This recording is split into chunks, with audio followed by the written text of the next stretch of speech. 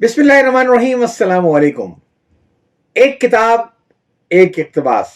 इस सिलसिले में मैं जिस किताब का तारुफ पेश करूंगा उसका उन्वान है काश। और ये जनाब सैयद इरफान अली साहब की तहरीर जो अभी कुछ दिनों पहले आई। अच्छा, इस किताब का उन्वान पढ़ते ही दो बातें मेरे जहन में आई। पहली बात तो मेरे जहन में ये आई कि काश हम लोग लफ्ज़ काश को इस्तेमाल करना छोड़ दें। क्यों?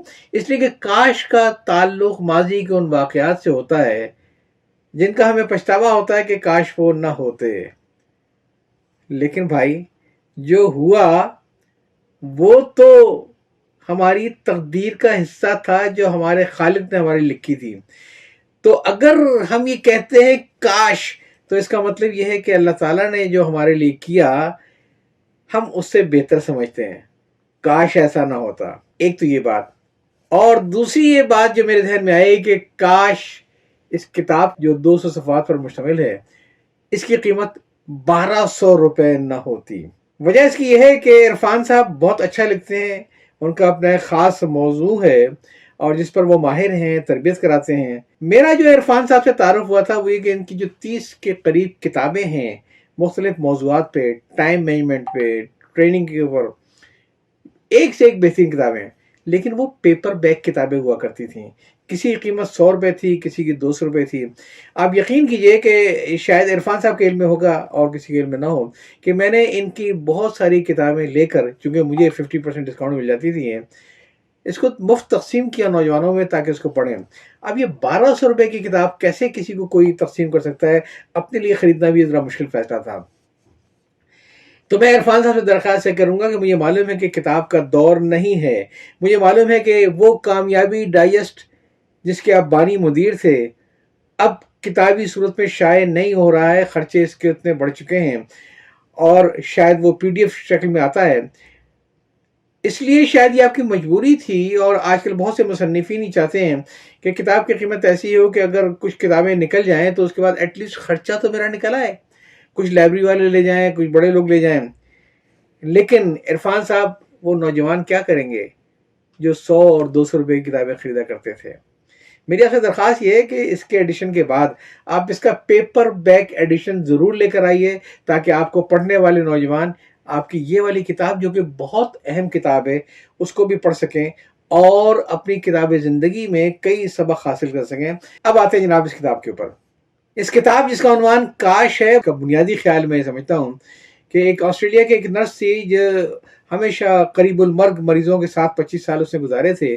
फिर उसने एक किताब मुरतब की थी, टॉप 5 रिग्रेट्स, कि जब आदमी मरने से पहले उसके जहन में जो ख्यालात आते हैं वो टॉप 5 रिग्रेट्स कौन कौन से हैं, तो उसका भी जिक्र है इस किताब के अंदर और उसको फिर उन्होंने मजीद इसको फैलाया है। तो ऑस्ट्रेलियन नर्स जिसकी किताब है the top 5 regrets of dying, के मरते वक्त इंसान के 5 बड़े पछतावे क्या होते हैं, जो एक बेस्ट सेलिंग बुक है, उसमें इन्होंने इस किताब का एक आइडिया लिया है और इस किताब के अंदर जो टॉप 5 रिग्रेट्स बताए गए हैं मरने से पहले आदमी के होते हैं जो इस नर्स ने अपने 25 साल के तजुर्बात में देखे।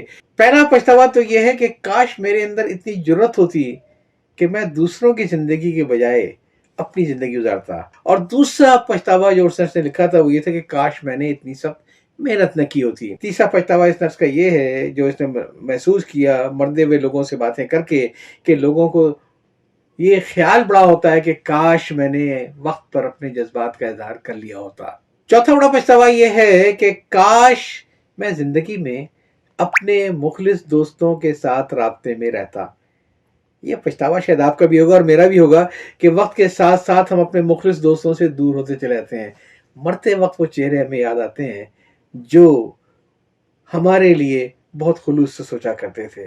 इन रास्तों को बहाल करने की जरूरत है। और आखिरी पछतावा इस किताब में ये दिया हुआ है कि काश मैं अपने आप को खुश रखता।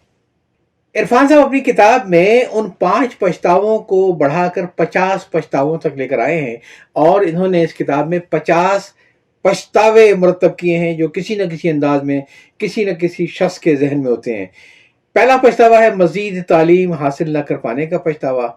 दूसरा है जिंदगी में सरशारी महसूस न करने का पछतावा। तीसरा है मजीद कामयाबी हासिल न करने का पछतावा। चौथा है अपनी पसंदीदा जॉब से محرومی کا پچھتاوا۔ پانچواں ہے بہت زیادہ دفتری مشقت کرنے کا پچھتاوا۔ چھٹا ہے جلد شادی کرنے کی وجہ سے کیریئر میں پیچھے رہنے کا پچھتاوا۔ ساتواں پچھتاوا ہے درست وقت پر درست فرد سے درست تقاضا نہ کرنے کا پچھتاوا۔ آٹھواں ہے اپنی مالی ضروریات پوری کرنے کی خاطر اپنے شوق کو پس پش ڈالنے کا پچھتاوا۔ نواں ہے مزید رومانی نہ ہونے کا پچھتاوا، اور دسواں ہے شریک حیات کے ساتھ سرد مہری کا رویہ اختیار کرنے کا پچھتاوا۔ گیارہواں پچھتاوا ہے منفی اور حاسد افراد سے دور نہ ہونے کا پچھتاوا۔ بارہواں پچھتاوا ہے طلاق کا پچھتاوا، لیکن تیرہواں پچھتاوا ہے عزت کی خاطر غلط شریک حیات سے علیحدگی کا فیصلہ بر وقت نہ کرنے کا پچھتاوا۔ چودہواں پچھتاوا ہے اپنے بچوں کو خود انحصار یعنی انڈیپینڈنٹ نہ بنانے کا پچھتاوا۔ 15واں پچھتاوا جو شاداب کا بھی ہوگا اور میرا بھی ہے وہ یہ کہ اپنے بچوں کے ساتھ زیادہ وقت نہ گزارنے کا پچھتاوا۔ 16واں بے اولادی کا پچھتاوا۔ 17واں والدین کے ساتھ بہت کم گزارنے کا پچھتاوا۔ 18واں پچھتاوا ہے ساری زندگی والدین کی خواہشات پوری کرتے رہنے کا پچھتاوا۔ 19واں پچھتاوا ہے حال اور لمحے موجود میں زندہ نہ رہنے کا پچھتاوا۔ 20واں پچھتاوا ہے لوگوں سے بغض رکھنے کا پچھتاوا۔ 21واں ہے بعض دوستوں اور رشتہ داروں سے صلح نہ کرنے کا پچھتاوا۔ 22واں ہے دوسروں سے تعلقات استوار نہ کرنے کا پچھتاوا۔ 23واں پچھتاوا ہے منفی سوچ سے دوستی کا پچھتاوا۔ 24واں پچھتاوا ہے اچھی دوستیاں برقرار نہ رکھنے کا پچھتاوا۔ 25واں پچھتاوا ہے سماجی تعلقات نہ بنانے کا پچھتاوا۔ 26واں پچھتاوا ہے اپنے پیاروں کی یادیں محفوظ نہ رکھنے کا پچھتاوا۔ 27واں پچھتاوا ہے خود پر بہت زیادہ سختی کرنے کا پچھتاوا۔ 28واں ہے فوری مدد یا مشورہ نہ مانگنے کا پچھتاوا۔ 29واں پچھتاوا ہے درست جگہ رقم نہ لگانے کا پچھتاوا۔ 30واں پچھتاوا ہے کام سے چھٹی نہ لینے کا پچھتاوا۔ 31واں پچھتاوا ہے بہت سفر نہ کرنے کا پچھتاوا، اور 32واں ہے بے ساختہ جواب نہ دے سکنے کا پچھتاوا۔ 33واں پچھتاوا ہے زیادہ ایڈونچر نہ کرنے کا پچھتاوا۔ 34واں پچھتاوا ہے چھوٹی چھوٹی خوشیوں سے لطف اندوز نہ ہونے کا پچھتاوا۔ 35واں پچھتاوا ہے صحت بخش غذا نہ کھانے کا پچھتاوا۔ 36واں پچھتاوا ہے اپنی صحت کا خیال نہ رکھنے کا پچھتاوا۔ زیادہ وقت پریشان رہنے کا پچھتاوا 37واں ہے، اور 38واں پچھتاوا ہے دوسروں کے لیے کچھ نہ کرنے کا پچھتاوا۔ 29واں پچھتاوا یہ ہے کہ خود کو سب سے کمتر سمجھتے رہنے کا۔ 39واں پچھتاوا ہے خود کو سب سے کمتر سمجھتے رہنے کا پچھتاوا۔ 40واں ہے خود کے لیے آواز نہ اٹھانے کا پچھتاوا۔ 41واں پچھتاوا ہے اپنے حق کے لیے نہ بولنے کا پچھتاوا۔ 42واں پچھتاوا ہے اپنے شوق کو دبانے کا پچھتاوا۔ 43واں پچھتاوا عرفان صاحب یہ کہتے ہیں کہ اپنی فطری شخصیت کو چھپا کر رکھنے کا پچھتاوا ہے۔ 40واں پچھتاوا ہے دوسروں کے لیے آواز نہ اٹھانے کا پچھتاوا۔ 41واں پچھتاوا ہے اپنے حق کے لیے نہ بولنے کا پچھتاوا۔ 42واں پچھتاوا ہے اپنے شوق کو دبانے کا پچھتاوا۔ 43واں پچھتاوا ہے اپنی فطری شخصیت کو چھپا کر رکھنے کا پچھتاوا۔ اور 44واں پچھتاوا ہے خود کو پہچاننے یا خود شناسی کے لیے وقت نہ نکالنے کا پچھتاوا۔ 45واں پچھتاوا ہے کہ اپنے وجدان پر توجہ نہ دی۔ 46واں پچھتاوا ہے کہ چھوٹی چھوٹی چیزوں کے لیے بہت زیادہ پریشان رہنے کا پچھتاوا۔ 47واں ہے لوگوں سے سخت برتاؤ کرنے کا پچھتاوا۔ 48واں پچھتاوا ہے کہ اپنی جوانی اور اپنی توانائیوں کا صحیح فائدہ نہ اٹھانے کا پچھتاوا۔ 49واں پچھتاوا کسی سے موت سے پہلے ملاقات نہ کرنے کا پچھتاوا۔ اور 50واں اور آخری پچھتاوا جو عرفان صاحب کی فہرست میں آتا ہے وہ یہ ہے کہ اپنے آخری وقت میں کوئی غیر معمولی کام یا کوئی علمی یا کوئی فکری چیز نہ چھوڑنے کا پچھتاوا۔ تو 50 پچھتاووں کی فہرست آپ نے سنی جو میں نے عرفان صاحب کی کتاب سے نکال کر آپ کو سنائی تھی۔ اس کتاب کی خاص بات یہ ہے کہ بنیادی طور پر یہ ہماری زندگی کی جو سب سے بڑی سمجھتا ہوں کہ کمزوری بیماری ہے اس میں اس کی تشخیص بھی ہے اور علاج بھی۔ اچھا 50 کے 50 پچھتاووں کا تعلق شاید آپ کی ذات سے نہیں ہوگا، کیوں؟ اس میں بہت سی آپ کو ڈپلیکیشن نظر آئیں گی اور بہت سے کہ آپ نے کبھی توجہ نہیں ہوگی، لیکن ایک چیز تو ہے کوئی نہ کوئی پچھتاوے تو آپ کی زندگی میں یقیناً ہوں گے۔ اس فہرست کو آپ ایک طرف رکھ دیجئے، کاغذ قلم اٹھائیے اور اپنی زندگی کے پچھتاووں کو لکھنا شروع کر دیجئے۔ کیوں؟ اس لیے کہ مرض کے لیے علاج سے پہلے تشخیص ضروری ہے، جو اس کتاب کا پہلا حصہ ہے۔ اور پہلا حصہ یہ ہے کہ اس میں انہوں نے بیان کیا ہے کہ پچھتاوا کیا ہے، پچھتاووں کی کتنی قسمیں ہوتی ہیں، पछतावे छोड़ने का लाहेअमल क्या होता है, वो 10 मरहले कौन से हैं जिन पर अमल करके आप पछतावों से निजात हासिल कर सकते हैं। फिर इसमें जो रूहानी और नफ्सियाती आलात का इस्तेमाल है इन पछतावों से हासिल करने का, ये मिलेगा। तो पहला हिस्सा तशखीस का है, और मैं इसमें सिर्फ इतना इजाफा करूंगा कि आप इसके लिए ब्रेन स्टॉर्मिंग से काम लीजिए, सोचते जाएं कि आपको किस किस चीज़ का पछतावा है, लिखते चले जाएं, और लिखने के बाद जो आपके ख्याल में उनमें से कम अहम है, आप ये फैसला कर लें कि मुझे 5 या 10 पे फोकस करना है। तो इसके अलावा जो आपको 5 या 10 के अलावा जो कम हम निकले हैं उसको कलमजद कर दें, और जब आपके जो आपके 5 या 10 पछतावे बचे हैं उसके ऊपर आप एक सीरियल नंबर डाल दें, ताकि आपको मालूम ही हो जाए कि आपकी कमजोरी कहाँ है जिसको आपको ठीक करना है। इसके बाद फिर इस किताब का दूसरा हिस्सा आता है जो एक प्रैक्टिकल वर्क बुक है पछतावों से निजात हासिल करने के लिए, जिसमें इन्होंने वो 10 मरहले बयान किए हैं जिस पर अमल करके कोई भी शख्स अपनी जिंदगी में अपने पछतावों से निजात हासिल कर सकता है।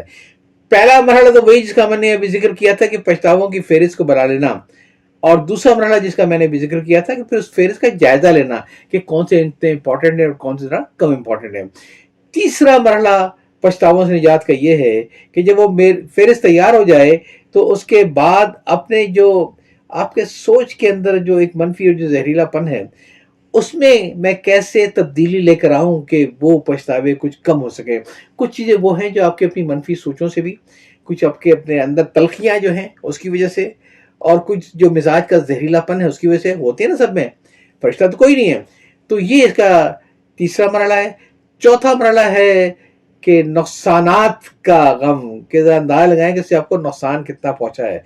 जब आप उसके नुकसान का तयन कर लेंगे तो फिर आपके अंदर से खुद से एक जज्बा पैदा होगा कि अब आइंदा ये नुकसान नहीं होगा। पांचवा मरहला है कि इस्लाह कैसे करनी है। छठा एक जो मरहला बताया है वो ये कि असबाक और तहाइफ की शनाख्त। सातवां मरहला है हमदर्दी के नशोनुमा। आठवां मरहला है दूसरों को माफ न करना। नवां मरहला है खुद को माफ करना, और 10वां और आखिरी मरहला है पछतावों से आज़ाद जिंदगी।